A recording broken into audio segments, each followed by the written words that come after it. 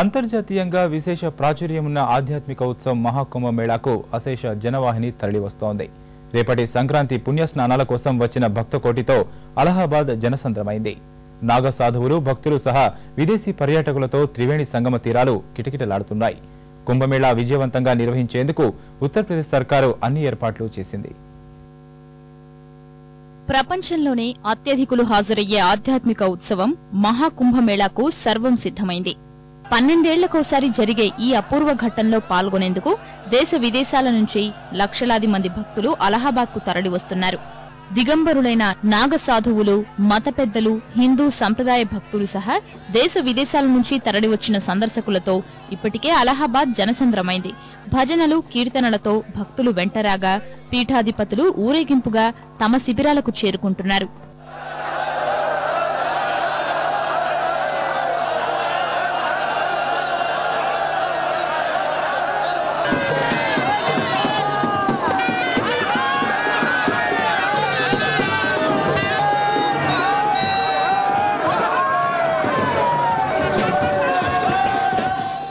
మకర సంక్రాంతి రోజు జనవరి 14న ప్రారంభమయ్యే మహాకుంభమేళా ఉత్సవాలు మార్చి 10న ముగియనున్నాయి.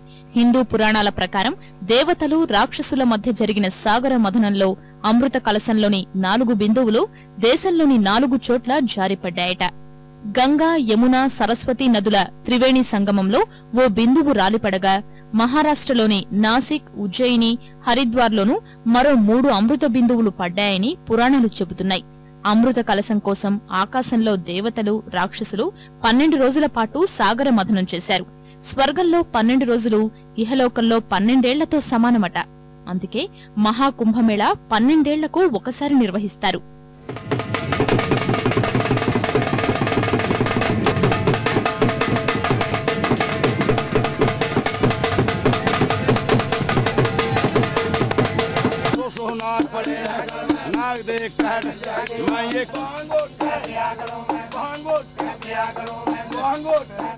దాదాపు 2 నెలల పాటు సాగే ఈ కుంభమేళాలో 3 రోజుల్ని పుణ్యస్నానాల రోజులుగా భావిస్తారు. మకర సంక్రాంతి పుణ్యదినాన మొదలయ్యే మొదటి పుణ్యస్నానాల కోసం భక్తకోటి ఉత్కంఠగా ఎదురుచూస్తోంది. 2 పుణ్యస్నానాలు మౌని అమావాస్య రోజైన ఫిబ్రవరి 10న జరుగుతాయి. వసంత పంచమి రోజైన ఫిబ్రవరి 15 చివరి పుణ్యస్నానాల ముహూర్తం. ఇవి కాకుండా మరో 3 ప్రత్యేక స్నానాలు ఉంటాయి. 54 కిలోమీటర్ల పరిధిలో ఈ కుంభమేళా జరగనుంది. ఇందుకోసం 12 స్నాన ఘట్టాల్ని సిద్ధం చేశారు. మకర సంక్రాంతి సందర్భంగా సుమారు 2 కోట్ల మంది పుణ్యస్నానాలు ఆచరిస్తారని అంచనా వేస్తున్నారు. 2001లో జరిగిన కుంభమేళాకు సుమారు 4 కోట్ల మంది హాజరయ్యారు.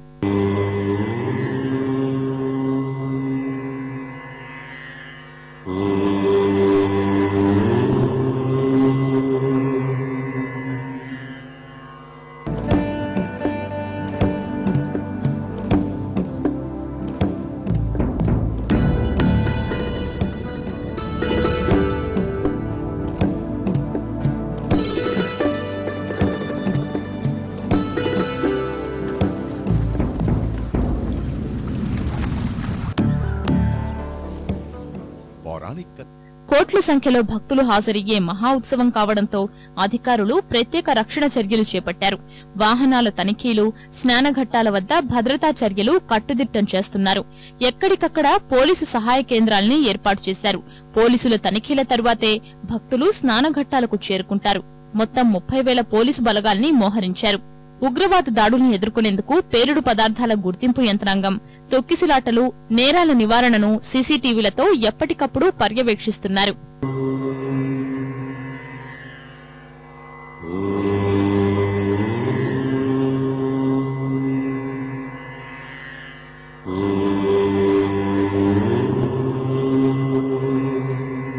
,30,000 తాత్కాలిక మరుగుదొడ్లు, 15,000 మంది పారిశుద్ధ్య కార్మికుల్ని మోహరించారు. ఆరోగ్య శాఖ ఆధ్వర్యంలో 100 పడకలతో ఆసుపత్రిని ఏర్పాటు చేశారు. ఇవి కాకుండా 10 జోనల్ ఆసుపత్రులు, సదుపాయాలతో 20 ప్రాథమిక ఆరోగ్య కేంద్రాలు ఏర్పాటు చేశారు. సుమారు 243 మంది వైద్యులు సేవలందించనున్నారు. రైల్వే శాఖ అదనపు రైళ్లు నడుపుతోంది. మహాకుంభమేళా ప్రాశస్త్యాన్ని భక్తులకు వివరించేందుకు దక్షిణ మధ్య సాంస్కృతిక కేంద్రం ప్రత్యేక ఏర్పాట్లు చేస్తోంది. దేశం నలుమూలల నుంచి వచ్చిన 1500 మంది కళాకారులతో ప్రదర్శనలు నిర్వహించనున్నారు.